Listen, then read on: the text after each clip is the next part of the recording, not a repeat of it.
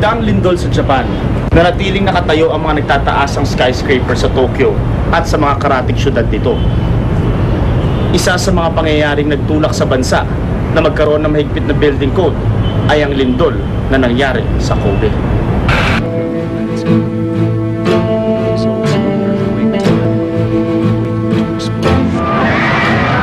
Bawat taon, nakakaranas ng mahigit 1,000 lindol ang bansang Japan. Pero minsan, nakakapangilabot ang ilang pagyanig.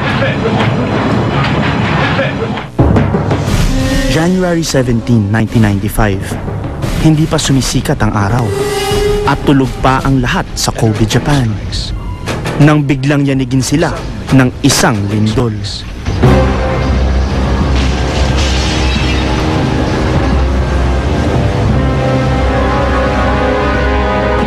Makikita sa mga surveillance camera ng mga convenience store ang malakas na pagyanig. Ilang minuto lang, sumabog na rin ang ilang gas lines na lumikha ng malalaking apoy. At makalipas lang ang ilang oras, tuluyang nilamon ng apoy ang malaking bahagi ng lugar. Nagdulot ang malakas na lindol ng pinsalang hindi naisip ni Numan.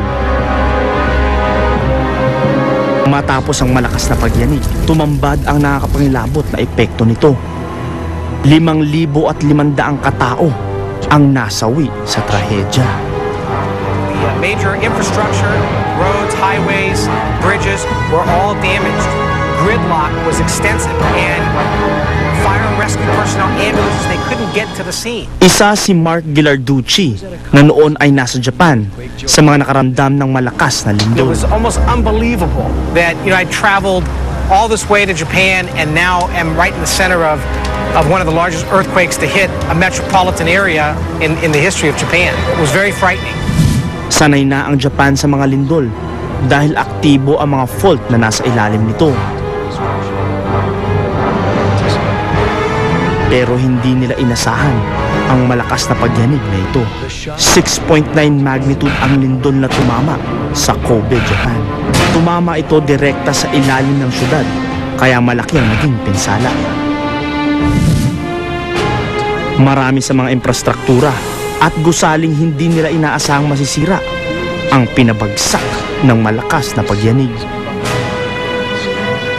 Karamihan sa mga nasawi natagpuan sa ilalim ng mga nagibang bahay at gusali. Sa isang bansang may pinakamodernong building code, bakit marami pa rin ang napabagsak ng lindol? What contributed to the tremendous damage in Kobe was a combination of structural vulnerability, very strong ground shaking, and problems with soil. Pero hindi ito ang unang mapaminsalang lindol sa Japan. Taong 1923, nang hagupitin naman ng magnitude 7.9 na lindol ang Tokyo. Mahigit 140,000 katao ang nasawi sa trahedya. Nagpapakita lamang ito na kahit gaano pa kahanda ang isang bansa, walang sino man ang makakasukat sa pinsala ng hagupit ng kalikasan. Maging ang ilang bahagi ng mundo hindi nakaligtas sa kanyang bangis. Isang taon bago mangyari ang magnitude 6.9 na lindol sa Kobe, Japan, una nang niyanig ng kaparehas na lindol ang Los Angeles, California sa Amerika.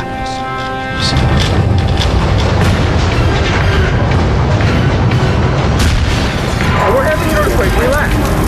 Battalions to report on Blue 4. All units be advised. We have sustained a major earthquake in the LA Basin.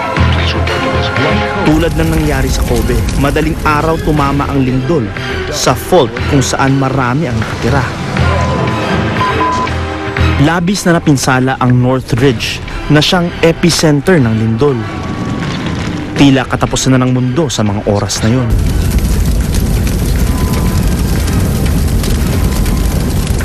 So much flame that I could feel the heat in my body. I could feel that my body was hot.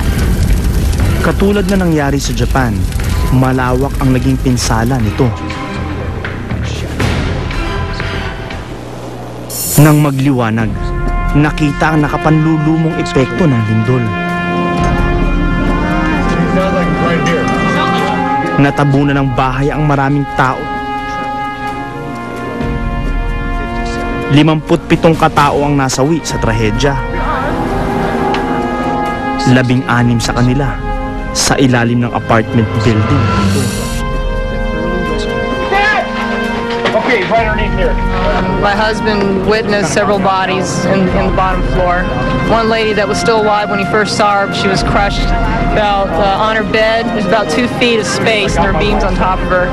Everyone who died in this building died for nothing because this building should not have gone down on a 6.6.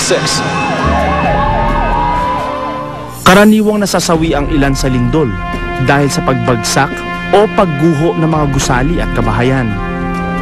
Sa Kobe, Japan, karamihan sa mga namatay nabagsakan ng mga mabibigat na pader.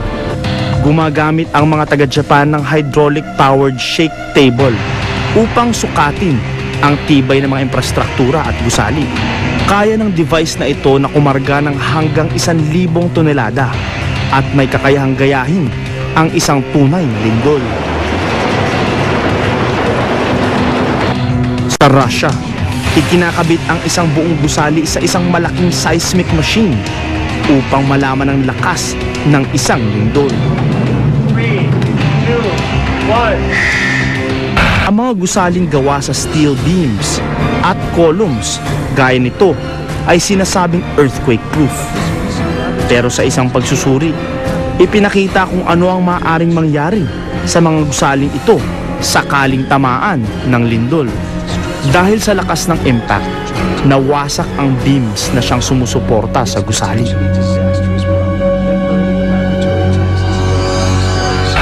Ang pagpapatibay sa ilang gusali at paglalagay ng mga metal jacket sa mga infrastruktura gaya ng tulay ang ilan sa mga paraan upang maiwasan ang pagkawasak ng mga ito sa panahon ng lindol.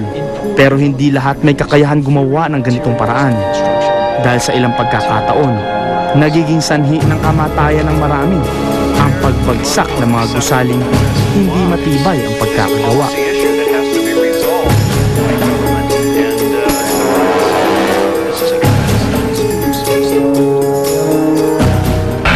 Ang isa sa pinakamalakas na lindol na tumama sa Pilipinas sa pagbabalik ng Anatomy of a Disaster.